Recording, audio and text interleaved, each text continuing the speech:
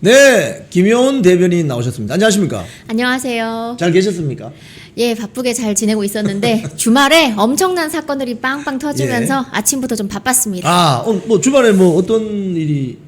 주말에는 뭐니 해도 이제 안철수 의원님 사건이 가장 컸죠. 그거 야 우리 이거 뭐 저 질문지 상관없이 네. 안철수 의원께서 예.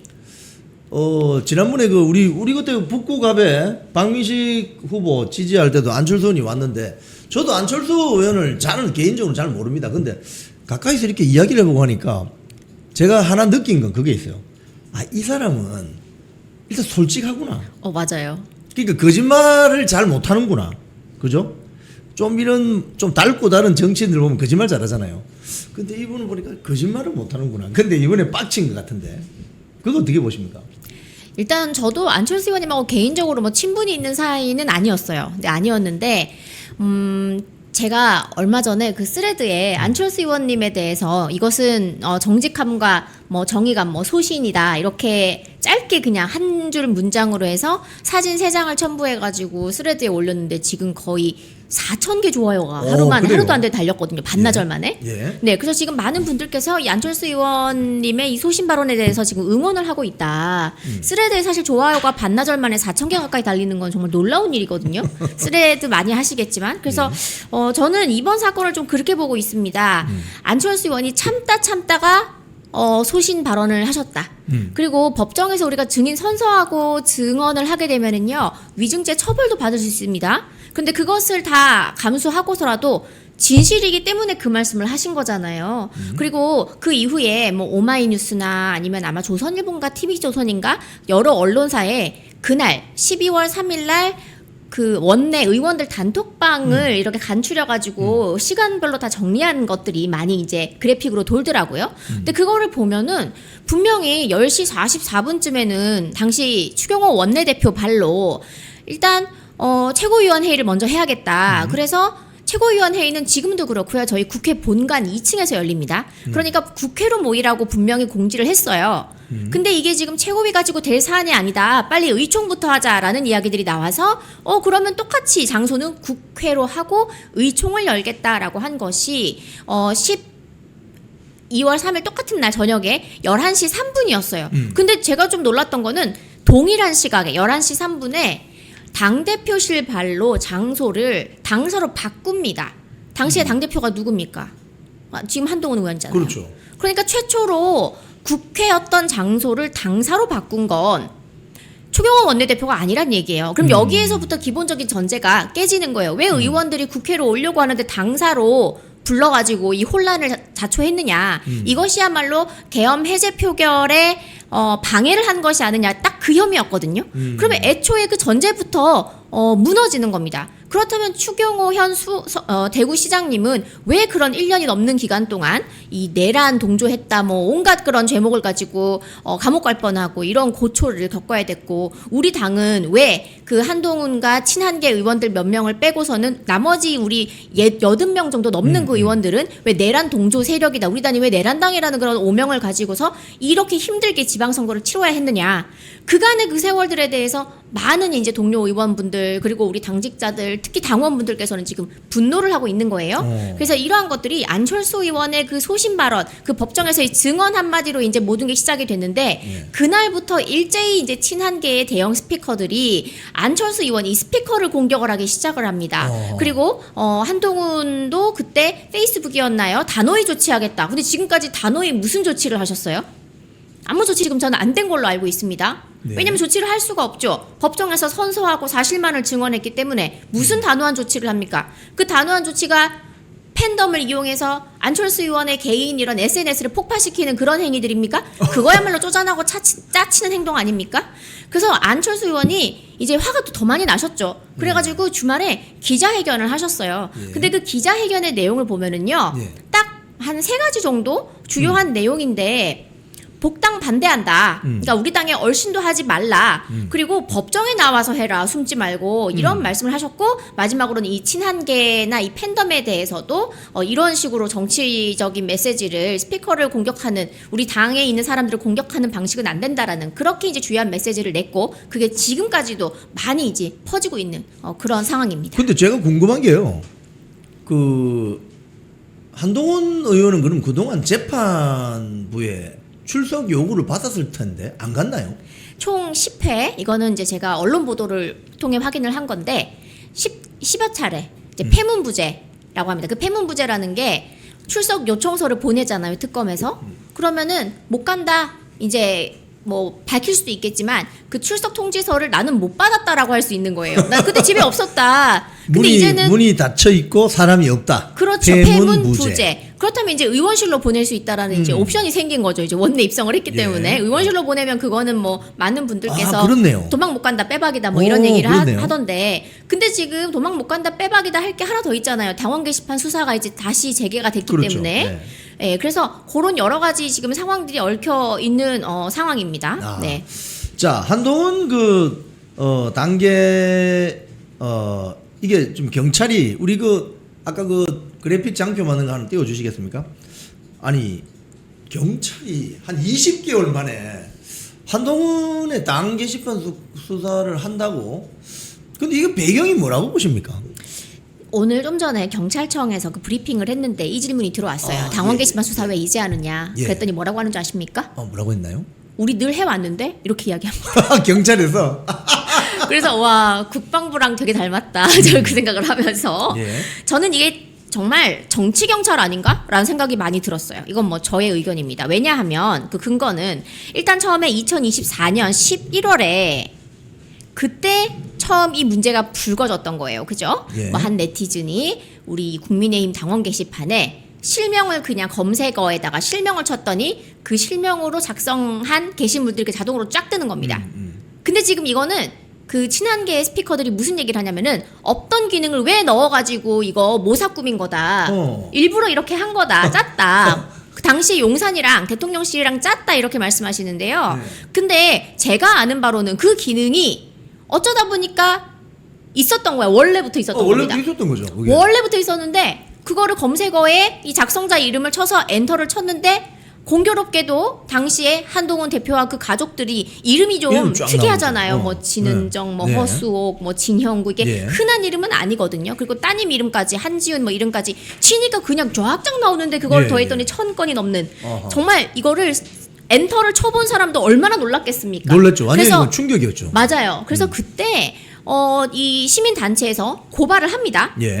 근데 문제는 이 경찰들이 수사가 요청이 들어왔으니 수사는 해야 되는데 그러고 12월에 계엄 그리고 4월에 탄핵 그리고 6월에 정권 교체까지 해가지고 이 한동훈이 어느 정도의 권력을 가지게 될지 그리고 그 이후에는 정권 교체가 된 다음에 그냥 살려놓으면은 사실 우리 당 분탕치고 지지율 떨어뜨리는 이만한 특효약이 없다고 생각을 했을 수도 있겠다.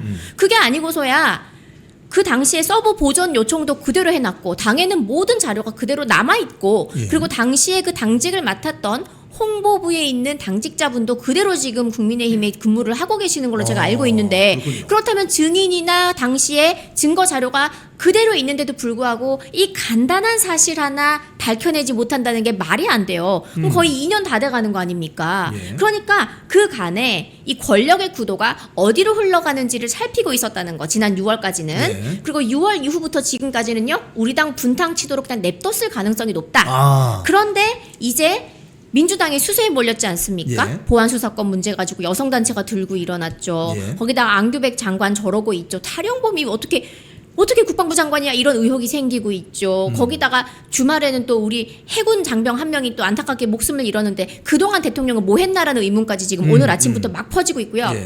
민주당과 여당에게는 악재만 계속해서 생기고 있기 때문에 이때가 사실은 적절한 타이밍이 아닌가. 이만큼 우리 야당으로 하여금 시선을 분산시키는 주제가 또 어디 있겠습니까?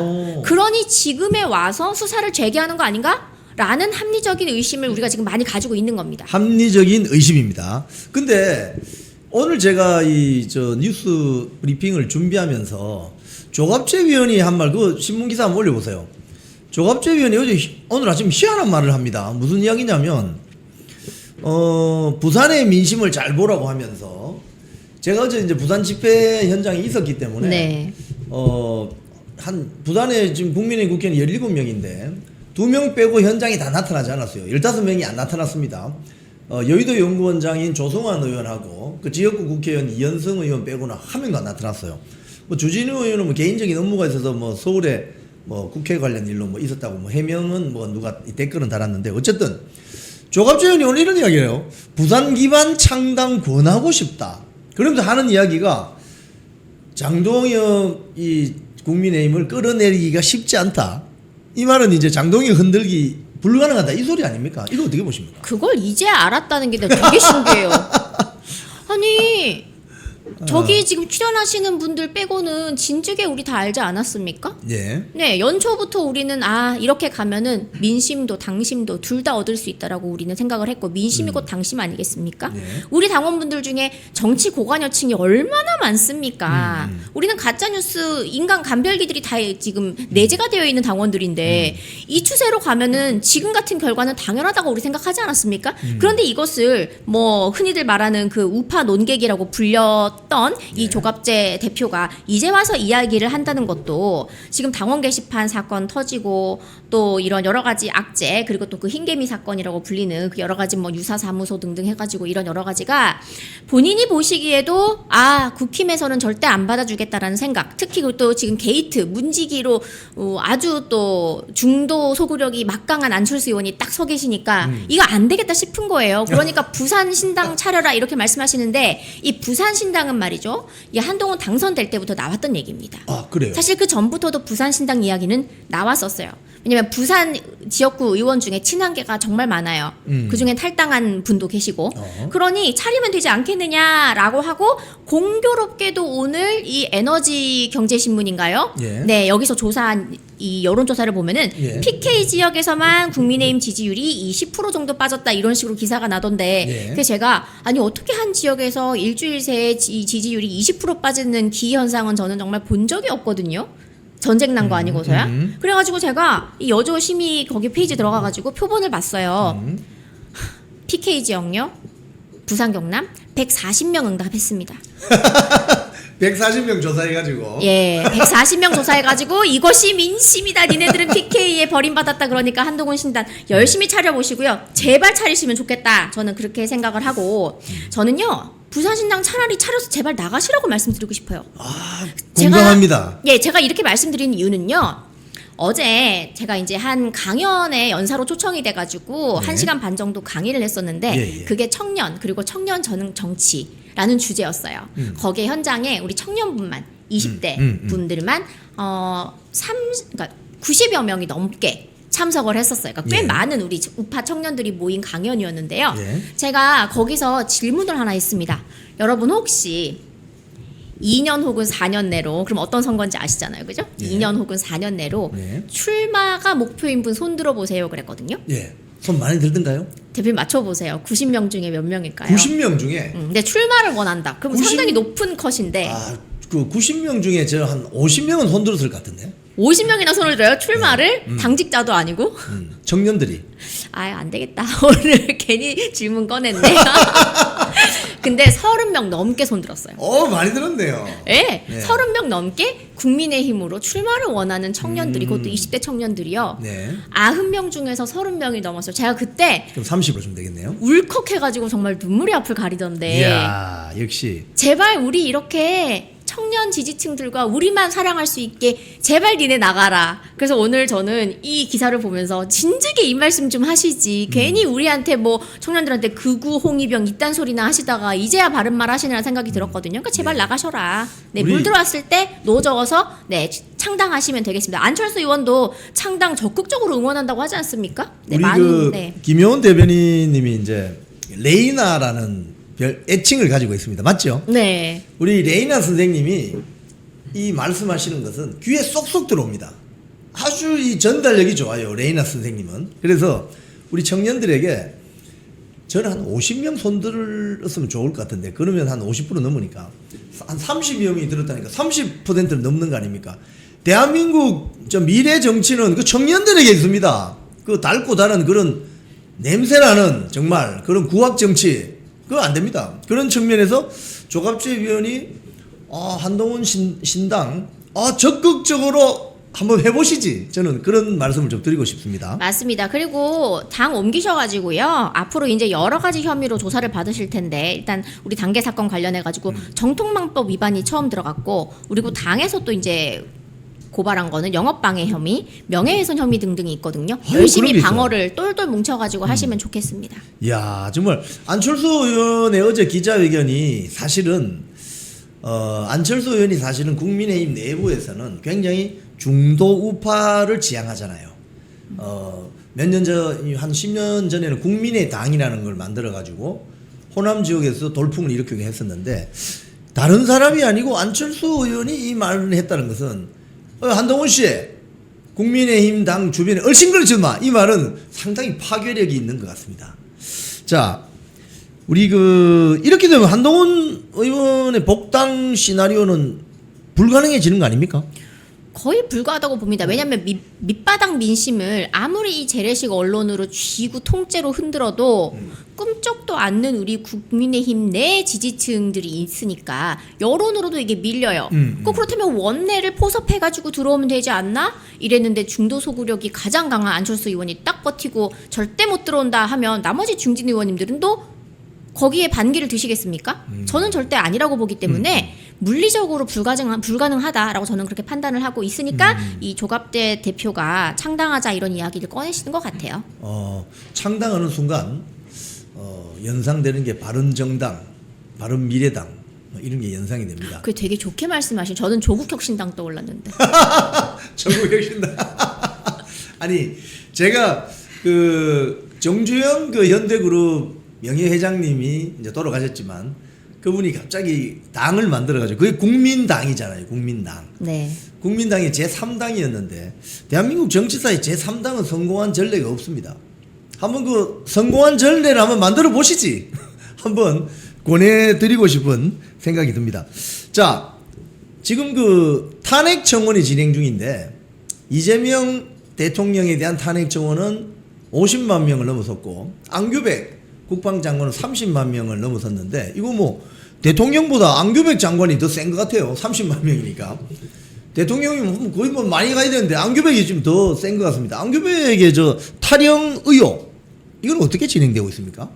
네, 거의 31만 명 가까이 된다라고 이제 그렇게 이야기 나오는데요. 예. 청원에 31만 명 가까이가 국무위원 탄핵안으로 이렇게 통과가 되기까지 예. 청원 동의율이 나오는 게 저는 처음 보거든요. 놀랍습니다. 대통령 탄핵도 아니고. 그렇죠. 네, 근데 많은 국민들이 이제 이 의혹에 대해서 해소를 하라고 하는데도 국방부 대변인과 이 안규백 장관은 하는 말마다 상식적으로 이해가 가지 않는 그런 변명만 하고 있잖아요. 예, 본인이 예. 이 행정착오의 피해자다라고 이야기를 하면 본인이 거기에 수장으로 있으니까 빨리 고치세요 한마디 하면 되는 거 아닙니까? 그렇죠. 근데 그것을 왜 임기 끝나고 나서 나중에 수정하겠다고 하는지 그것도 이해가 가지 않고요. 예. 그리고 국민들은 무엇보다 사라진 8개월의 기록을 찾고 싶어 한다는 거예요. 그게 무엇이냐? 안규백 장관은 이렇게 이야기를 합니다. 본인이 제대를 한 다음에 7개월 동안 복학해가지고 학교 다녔는데 근데 모친께서 당시에 훈련병들하고 해가지고 식사를 한번 사준 거 가지고 3주 동안 조사받았기 때문에 그걸 더 추가 복무를 한 것이다. 이런 식으로 이야기를 하는 거예요. 말이 되는 소리예요, 그게? 그래서 제가 그랬어요. 어떤 방송에서 그 얘기가 나오길래 자, 전국에 계신 이 방송을 시청하고 계시는 수많은 아들을 군대 보낸 어머님들 안규백 장관의 이 발언 어떻게 생각하십니까? 이해가 가십니까? 왜냐하면은 그렇게 면회 가가지고 아들 부대원들 밥 사주고 뭐 이렇게 간식 주시고 하시는 분들 있잖아요. 예, 예. PX 가서 뭐 간식도 예. 사주고 뭐 저는 그렇게 들었는데 그걸로 지금 3주 조사를 받는다고요? 이게 CR이나 먹히는 그런 변명입니까? 그래서 이것도 사람들이 더 이상하다라고 말을 하고 있었고 그리고 얼마 전에 우리 국회 소통관에서 군 간부 출신인 분께서 또 자기를 고발하라 아니라면 그렇게까지 말씀하신 그 발언 보면은요 7개월 동안 추가 복무한 거고 한 달은 영창일 것이다 이렇게 이야기를 하는 거잖아요. 그러니 이 병적 증명서에 혹시 영창 갔다, 타령으로 영창 갔다 이런 이야기가 있으니까 지금 감추는 거 아닌가?라는 그런 이야기가 지금 나오는 겁니다. 네. 그리고 어제 김민전 의원이 본인의 SNS에 병적 증명서 나도 냈다, 우리 남편 거 냈다 하셨거든요. 그 국회의원 출마할 때 그죠? 저도 냈습니다.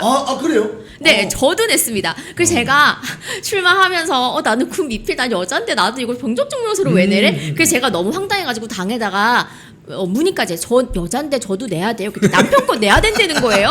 그래서 제가 만약에 딸이 아니라 아들을 낳았는데 20살이 넘었으면 내야 됩니까? 그것도 내야 된다는 저도 거예요. 냈어요. 그럼 직계 맞아요. 다 저도 내야 돼요. 냈어요. 그죠? 네. 그래서 저희 남편은 왜 내 걸 내라 그래? 이렇게 황당해하는데 네. 그 정도로 내기가 쉬우면서 모두가 내야 하는 게 병적 증명서인데 안규백 장관이 원래 의원이었잖아요. 예. 그럼 선관위도 갖고 있겠네, 갖고 있지 않겠습니까? 음. 근데 왜 다들 똘똘 말아가지고 함구하고 있는 건지 국민들이 이제는 더 궁금해하는 거거든요. 병적 증명서를 또 심지어는 그 모 유튜브 방송에서는요, 예. 이 남자 패널들이 병적 증명서 얼마 만에 뗄 수 있는가를 방송 중에 해봅니다. 바로 뗍니다. 네, 3분 만에 뗐습니다. 근데 이거를 왜 공개를 못하는 것인가?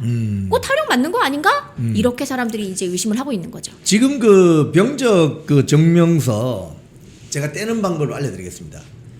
그 정부 24 들어가서 제 이름 치고 들어가서 탁 누르면 바로 튀어나오고요. 동사무소에 가면은 병적 증명서 본인 주민증 내고 하면 바로 나옵니다. 그러면 어떻게 나오느냐? 육군인지 해군인지 공군인지 다 나오고요. 그 다음에 몇 개월 근무했는지 다 나오고 주특기까지 나와요. 주특기. 제가 저 국회의원 출마하면서 그 구청 동사무소라고 주민센터 딱 가면은 바로 그냥 튀어나옵니다. 그리고 동사무소 가면 얼마나 좋게 돼 있냐면 대학 졸업 증명서까지 금방 나와요. 그 신청하면 바로 대학교, 대학원 뭐 다 나옵니다. 그래 이런 세상인데 병적 증명서를 왜 못 낸다는 거지? 거기에 분명히 무슨 흑역사가 있는 거지. 제가 사실 대학 다닐 때 저도 그런 이야기 좀 들었었거든요. 뭐 이런 남성들이 그때는 병력 자원이 많았습니다. 그래서 뭐 지금보다 훨씬 군대를 많이 갔기 때문에 군대 간다고 막 줄 서서 기다리고 그랬어요. 근데 그때 이제 이런 이야기 있었어요. 방위로 빠진 누군가가 한 학기를 그냥 방위하면서 다니는 거죠. 그거 어떻게 다니냐? 그 중대장이 눈 감아준다. 뭐 이런 거. 그런 일들이 제가 딱 이번에 이걸 들어보니까 혹시 그런 거 아니냐? 그런 거 아닌가? 이런 생각이 좀 의혹이 들어요. 그래서 저희들 국민들이 막 답답해 하니까 좀 속 시원하게 좀 풀어주시기 바랍니다. 예. 정점식 원내대표가 당원 중심이 아닌 국민 중심 정당 이렇게 발언했는데 요거는 어떻게 좀 이해하면 되겠습니까? 저는 솔직히 정점식 원내대표를 직접 이제 최고위에서 또 뵙잖아요. 예. 그런데 이렇게 갈라치기를 꼭 우리가 이렇게까지 해야 되는가? 라는 생각이 솔직히 저는 들거든요. 당직을 맡고 있기도 하고 또 실제로 눈으로 이제 지켜보잖아요. 그러면 여러 이 최고위원들 그리고 지도부가 최고위원 회의를 월목에 하는데 보면 저는 꽤나 좀 몇 분 빼고는 잘 단단히 뭉쳐 있는 그런 느낌이 들어서 여느 때보다 우리 뭐 속칭 폼 올라온다 뭐 그렇게 생각하거든요. 그래서 저는 정점식 원내대표의 이 당원 중심이 아닌 국민 중심 정당에서 글씨를 조금 고쳤으면 좋았다 싶은 생각은 있어요. 그러니까 당원 중심이 아니다라기보다 예. 당원 중심을 넘어 국민 중심 이렇게 말씀하셨으면 오해가 좀 적지 않았을까라는 생각은 들거든요. 왜냐하면 당원이 곧 국민이기 때문에 그리고 저희 이제 뭐 120만 정도 당원수 넘잖아요. 지금 많이 네. 당원수가 많이 또 들어왔고 특히 청년들이 정말 많이 들어왔는데 이럴 때 이제 원내대표님이 당원 중심을 넘어 이제는 국민 중심으로까지 간다. 정권 찾아오겠다 이런 패기를 보이시는 그런 발언으로 우리가 해석을 좀 할 필요가 있다라고 생각이 들고 그리고 지금 현재 만약에 이거를 당원 중심이 아니다 그러면 당심을 뭐 거부하는 거냐라고 많은 분들께서 좀 이렇게 언짢아하실 수도 있다고 전 생각을 해요. 그러니까 말을 해석하는 건 이제 주관적이기 때문에 하지만 지금 우리 당에서 선관위에 관련해서도 오늘 이 정점식 원내대표가 이 선관위 이슈에 대해서는 야당 주도의 특검 중심으로 가야 된다라는 것을 중진의원 회의에서도 확인을 했다라고 오전에 브리핑하셨어요. 예. 그렇기 때문에 이 이슈 또한 지금 지도부와 결을 달리하는 게 아니에요. 같이 가는 거고 그 다음에 이 보안 수사권 관련된 문제도 당에서는 무조건 이거 지켜야 된다라고 하는 그런 입장이기 때문에 주요한 국민들이 지금 가장 이슈로 생각하고 있는 이 사안에 대해서 지도부 그리고 원내 지도부 결이 같다고 봐야 되거든요. 그래서 저는 사실 이 정점식 원내대표님의 발언에 대해서 우리가 너무 좀 뭐랄까 언짢아하지 않으시면 좋겠다라는 개인적인 생각이 있습니다. 예. 제가 그 대구의 주호영 의원이 이런 이야기 한 적이 있습니다. 그 당시 이제 박근혜 정권 시절에 당원이 한 25만 명 수준일 때 그 주호영 의원이 당시 뭐라고 했냐면은 당원이 한 100만 명쯤 되면 그게 민심이지. 이런 이야기를 한 적이 있어요. 근데 지금 당원이 120만 명이거든요. 그러면 당원 120만 명이 말하는 게 민심이다. 이렇게 이해해도 되느냐를 제가 직접 물어보고 싶어요. 솔직히. 당원이 25만 명일 때는 숫자가 좀 적으니까 한 100만 명쯤 되면 그게 민심이라고 봐야 되지 라고 했던 분들이 이제는 또 다른 소리를 할 수 있거든요. 그래서 저는 이것도 한번 물어보고 싶은데 원내 중심 정당으로 가야 된다고 오세훈 서울시장이 이야기한 바가 있는데 당원 중심 정당으로 가야 된다. 이런 이야기는 장동혁 대표가 한단 말이에요. 이건 어떻게 좀 차이점을 볼 수 있겠습니까? 사실 저는 그 부분은 차이가 많다고 생각합니다. 당원이고 국민이기 때문에 국민 중심 정당까지도 우리가 가보자라고 하는 건 우리가 뭐 일종의 어떤 빅토리 구호처럼 응원 구호처럼 볼 수 있지만 원내 중심으로 가자? 사실 지금 민주당은 제가 알기로는 원내대표 선출할 때도 당심이 10% 정도 반영이 되는 걸로 제가 알고 있는데 제가 뭐 틀릴 수도 있지만 다시 한번 제가 확인을 해볼게요. 그런데 우리 당도 많은 당원분들께서 원내대표도 당원들의 어떤 의견이 좀 들어가야 되지 않느냐. 그리고 특히 좀 있으면 또 이 시도당위원장 선거가 또 시작이 됩니다. 예. 총선 전까지 또 우리 이 시도당의 이 살림이나 여러 가지 의제를 책임질 분들인데 실무를 책임질 분들인데 이분들도 원내 중심으로 지금 뽑는 거 아니야? 당협 중심으로 뽑아야 되는 거 아니야? 라고 생각하시는 분들이 많거든요. 근데 이것도 지금 그렇고 저는 원내 중심으로 간다라고 하는 것보다는 이것이야말로 당원 중심, 국민 중심으로 가야 된다고 생각하기 때문에 오세훈 시장님의 발언에는 동의할 수가 없어요. 예. 자, 우리 오늘 레이나 선생님 모시고 김효원 대변인과 대담을 해봤습니다. 참 목소리 전달력이 너무 좋으셔서 시청하시는 분들이 참 이해가 잘 된다. 이런 댓글들이 많이 올라왔습니다. 우리 김효원 대변인님 마지막으로 우리 시청자님들께 한 말씀 부탁드리겠습니다. 오늘 뭐 PK 지역의 지지율 20% 빠졌다 이런 이야기가 돌면서 약간은 좀 이렇게 기운 없어 하시는 우리 당원분들, 지지자분들이 좀 계시는 것 같은데요. 다시 말씀드리지만요. 표본수가 140명입니다. 140명 가지고 전체 이런 뭐 50만 정도에 육박하는 50만이 넘는 걸로 제가 알고 있는데 이 PK 지역의 정서를 대변한다? 절대 그거는 말이 안 된다. 그래서 너무 우리가 슬퍼하지 않으시면 좋겠고 지금 가장 중요한 것은요. 오늘 이 중진회의에서도 선관위 개혁을 위해서 특검은 야당 주도로 해야 된다라는 그런 의견이 나왔고 오늘 있을 의총에서도 그 의지를 재확인하는 그런 시간이 있다고 하니까 저희 국민의힘 정말 뭐 힘없는 야당 신세이긴 하지만 그래도 네, 피 터지게 싸우겠습니다. 저희 응원 많이 해주시기를 부탁드립니다. YS 대통령이 임기를 마치고 IMF가 왔잖아요. IMF 오면서 임기가 이제 끝나는 거죠. 그러면서 그 다음에 대통령 선거가 벌어지는데 누가 나오냐? 이회창, 김대중이 나왔습니다. 누가 됐습니까? 김대중이 됐죠. 결국. 근데 그 김대중이 대통령 되는데 가장 혁혁한 소위 말해서 효과를 발휘한 사람이 누구냐? 이인재입니다. 이인재. 표가 깨졌죠. 표가. 이인재가 안 나왔으면은 김대중이 대통령 될 수가 없죠. 그런 일이 있었습니다. 자, 어쨌든 여러분이 표현해 주신 대로 이런 YS계 정치인들이 부산, 울산, 경남에 제법 있다. 제법 있다. 자, 그런데 오늘 조갑재 내가 위원이라고 해드릴게요. 예, 나이가 많으시니까. 조갑재 위원이 한동훈 신당 창당이 가능성이 있다. 이렇게 이야기했어요. 한동훈 신당 창당 가능성이 있다. 뭐 한겨레 신문, 뭐 매일경제, 뭐 전부 주요 뉴스로 보도하고 있습니다. YTN 장성철의 뉴스 명단과의 인터뷰에서 한동훈 의원의 국민의힘 복당이 무산되면 지역구인 부산을 기반으로 창당할 수 있겠습니까? 라고 했더니 조갑재 부산, 서울이 기반이 되지 않을까. 근데 다른 사람도 아니고 조갑재 위원이 이야기했기 때문에 뭔가 움직임이 있구나.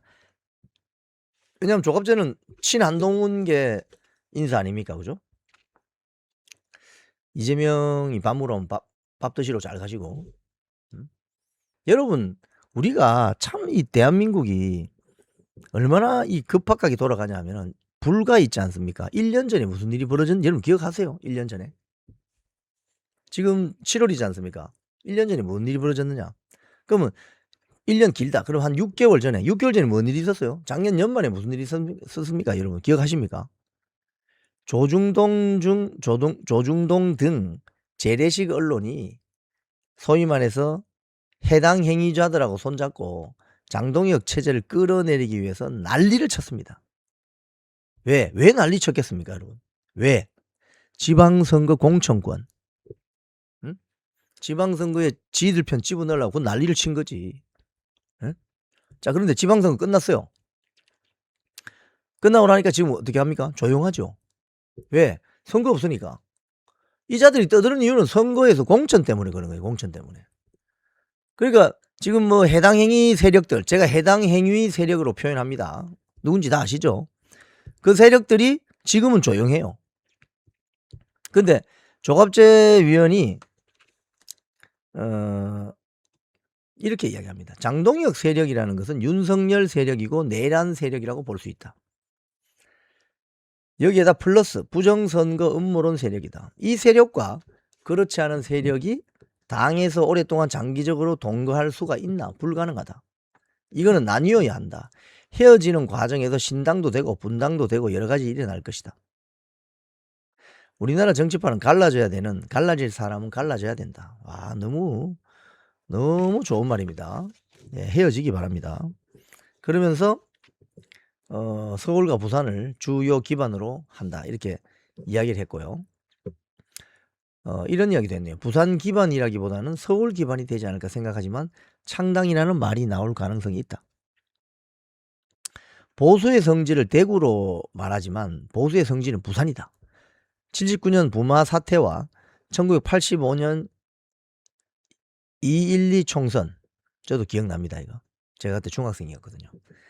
이번 부산 북갑 보궐선거를 보면 부산 사람들의 정의감과 행동력이 한국 정치를 여러 번 바꾸었다. 장동혁 대표 체제의 국민의힘 행태를 보고 가장 분노하는 사람들이 부산 사람들이다. 어제 집회하는 거 못 봤습니까? 조갑재 위원님. 그거 분노하는 사람 없던데. 난리던데, 장동혁 대표 보고. 장동혁, 김민수, 신동욱, 뭐 조광암 뭐 좀 난리던데 보고 사람들이. 응?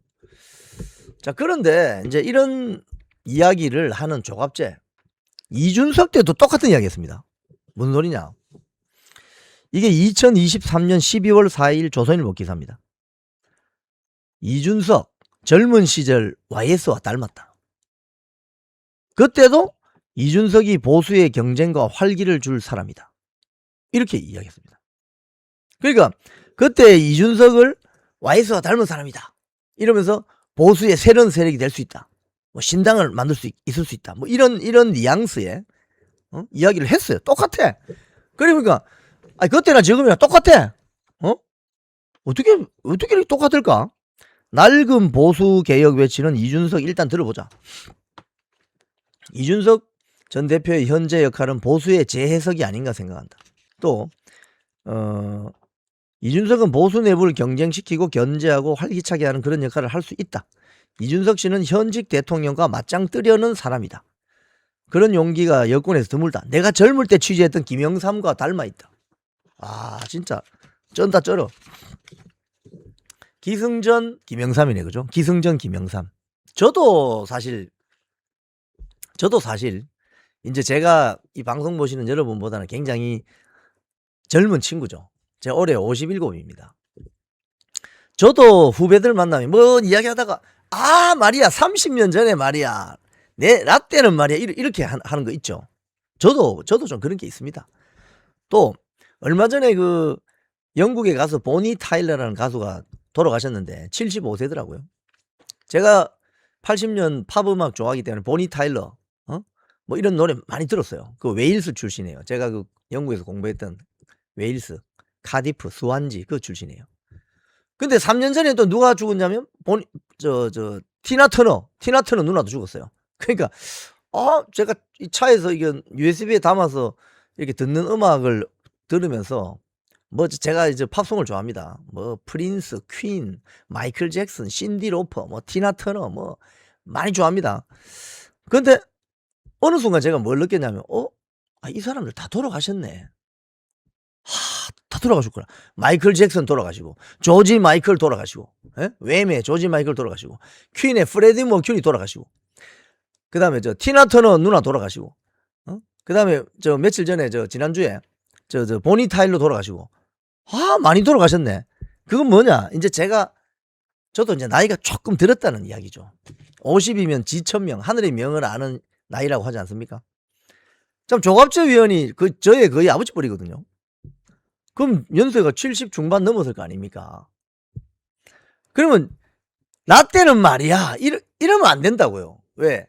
정치는 살아 움직이는 생물과도 같은 것이기 때문에 엄청나게 변합니다. 근데 뭐 기승전 김영삼, 기승전 YS 이래버리면 안 된다는 거예요. 그럼 새로운 시대 조류를 읽지를 못합니다. 이준석 젊은 시절 YS 닮아. 하나도 안 닮았는데 내가 보니까 하나도 안 닮았어. 이준석 제가 뭐 이준석 의원을 비하하는 거 아닙니다. 이준석 의원이 뭐 원내 투쟁하다가 단식한 적 있습니까? 그리고 뭐 군부 정권하고 한번 붙어본 적이 있습니까? 없어요. 완전히 다른 사람이라니까. 왜 이러세요 진짜? 응? 자기가 젊은 시절에 완전히 힘이 넘치고 뭐 기억력이 반짝반짝하고 머리 잘 돌아가고 막 이럴 때 그때 활약상이 대단했을 때 그 추억을 자꾸 데자뷰를 해가지고 내가 때는 말이야 기승전 김영삼 그러시면 안 된다고요. 에? 그러시면 안 돼요. 그러니까 지금 YS계도 마찬가지입니다. 지금 YS계라고 부를 수 있는 정치인이 과연 몇 명이 있겠습니까? 그분들이 이제 내 젊은 시절에 화양연화 다시 한번 누리고 싶다. 그거 좀 해소해 줄 사람 없나? 라고 찾는 과정에서 나타난 게 바로 한동훈 신당론이다 이거예요. 지금 조갑재 위원의 말은 그런 것 같습니다. 느끼기에. 자, 근데 YS계는 그러면 어떤 정치 행보를 보여왔나? 자, YS계가 소위 말해서 군부 정권 시절에 민주화 투쟁을 위해서 대통령 직선제를 위해서 투쟁하고 뭐 노력했던 거는 인정해야죠. 그죠? 그럼 그 이후에는 어떻게 했나? 그 이후에는 그러면 민주화가 달성이 됐다. YS가 대통령이 됐다. 93년도에. 자, 그럼 민주화가 달성이 됐다 칩시다. 오케이. 그러니까 YS가 잘한 것 중에 1번이 하나회 척결 아닙니까? 군부 사조직 척결. 그 다음에 두 번째가 뭡니까? 전격적인 금융실명제. 그 금융실명제 선포되는 날 제가 지하철 타고 가 있는데 그때 신문 막 뿌릴 때거든요. 호해요 이러면서 금융실명제 정적 실시. 이게 뭐야 이랬더니 아시아에서는 지금 실행할 수 있는 나라가 거의 없습니다. 일본도 금융실명제 안 합니다 지금. 대한민국이 했다. 그러니까 YS식 충격요법이 먹히던 그 시절입니다. 금융실명제 하나의 척결. 좋아. 그 민주화가 달성돼서 대통령을 풍자할 수 있는 여지를 줬어요.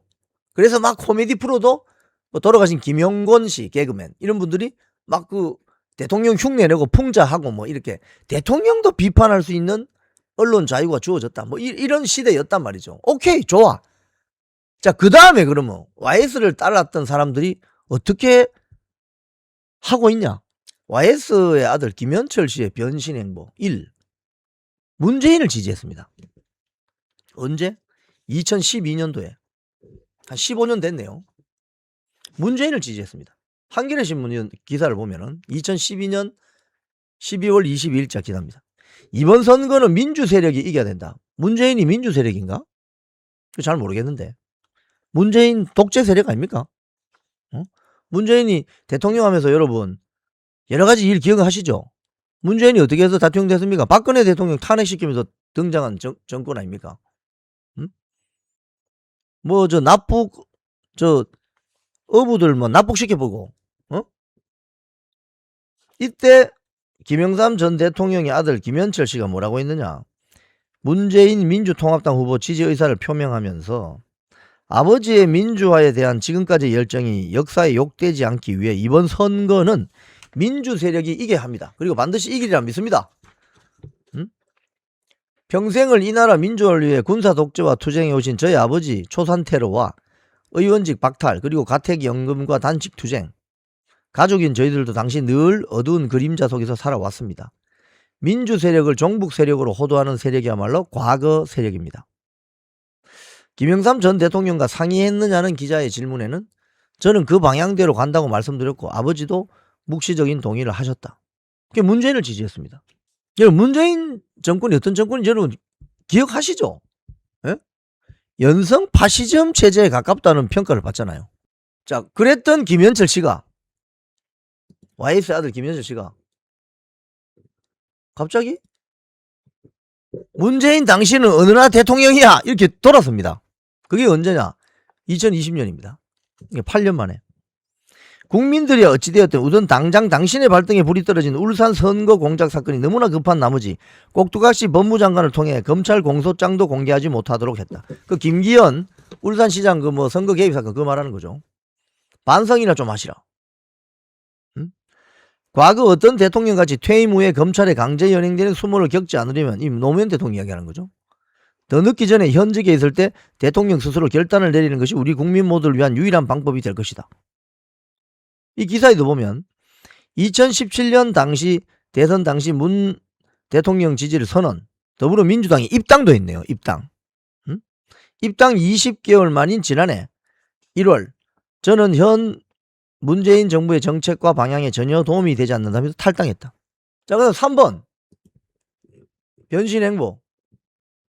그 다음 뭐냐? 윤석열 좀 대통령 후보를 지지하네? 이건 2021년 8월 3일 기사입니다. 조선일보 기사입니다. YS 전 대통령의 차남인 김현철, 김영삼 민주센터 상임이사가 윤석열 전 검찰총장에 대한 지지 발언을 했다. 와, 근데 잘 맞추네. 잘 맞춰. 문재인 지지했더니 대통령 대표고, 윤석열 지지했더니 윤석열 또 대통령 대표고. 잘 맞추네 일단은. 그죠? 불의와 당당히 맞서 싸운 윤 전 총장만이 정권 교체를 이룰 수 있는 유일한 적임자다. 김영삼 전 대통령을 연상케 한다. 기승전 김영삼이네 여기도. 기승전 김영삼. 정치 초년생으로 윤석열 전 총장이 다소 미숙한 모습을 보이긴 하지만 큰 그림으로 봤을 때는 서슬퍼런 현 정권이 누구냐? 문재인. 자기가 지지했던 문재인 정권입니다. 문재인 정권의 각종 추악한 비리와 실정을 누구보다 앞장서서 파헤쳐왔다. 그거 아니었으면 도저히 불가능했던 일이다. 왜 그런 문재인 정권을 그럼 지지했냐고. 그런 정권 탄생에 기여했잖아. 문재인 정권 탄생에 기여했던 사람이 갑자기 윤석열 지지로 돌아서면서 저 문재인 저 나쁘다 이렇게 하면 돼요 안 돼요? 됩니까 안 됩니까? 이런 걸 와리가리라잖아. 와리가리. 왔다리 갔다리. 이게 YS 정신입니까? 제가 물어보고 싶어요. 앞거는 이겁니다. 와, 이제 또 한동훈도 지지했네. 이게 앞건이에요, 앞건. 문재인 지지해, 윤석열 지지해. 그럼 또 한동훈 무소속 후보가 지지합니다. 와, 쩐다 쩔어 완전히. 아니 도대체 정치 노선이 뭐야? 이런 게 김영삼 정신 대도무문입니까? 쩐다 쩔어 완전히. 문재인 지지해. 완전 연성 파시즘 체제 만들어. 또 그리고 또 윤석열 대통령 지지해. 또 그거 또 안 되다가 또 한동훈 또 지지하네. 와, 내 진짜 쩐다 쩔어 정말. 어떻게 이럴 수가 있냐고. 이게 YS 정신이요. 제가 이거 이야기하면요. 제가 만약에 뭐 대구에서 태어나서 대구에서만 쭉 살았다면은, 또는 제가 뭐 전라도 광주에서 태어나서 전라도 광주에서만 쭉 살았다면 제가 이런 소리를 좀 뭐랄까요, 자신있게 못했을 것 같아요. 제가 부산에도 초중고 대학교 대학원까지 나왔습니다. 사회생활을 첫 시작을 부산 KBS에서 시작했습니다. 첫 출입처가 북구였어요. 북구. 그래서 제가 이런 이야기를 드릴 수가 있는 겁니다. YS 정신이 뭔데? 한번 이야기해봐요. YS 정신이 뭡니까 여러분? YS 정신이 그러면 뭐 이번에 대선판에서 이길 만한 사람한테 줄 서는 게 YS 정신입니까? 여러분 어떻게 생각하세요? 요번 부산 북구갑에 저 한동훈이 될 것 같은데 저 붙을까? 그게 YS 정신이요. 그런 게 그만 팔아먹으세요. YS 정신. 지금의 시대 정신이 뭐냐고요. 지금의 시대 정신이. 응? 라떼는 말이야. 어쩌고 저쩌고. 그러면서 선거철만 되면 변신하잖아. 아니 문재인이 우파입니까? 문재인은 완전 수구 좌파 아닙니까? 수구 좌파. 아버지가 저 우파 대통령이라면서. 근데 수구 좌파 대통령 후보를 지지해요? 그랬다가 그 뭐가 잘 안 됐는지 내팽개치고 다시 윤석열 대통령 후보를 또 지지해? 또 윤석열 대통령이 저렇게 되도록 어떻게 보면 영향을 미쳤다고 할 수 있는 한동훈을 또 가서 지지한다고? 이게 말이 되는 소리예요, 이게.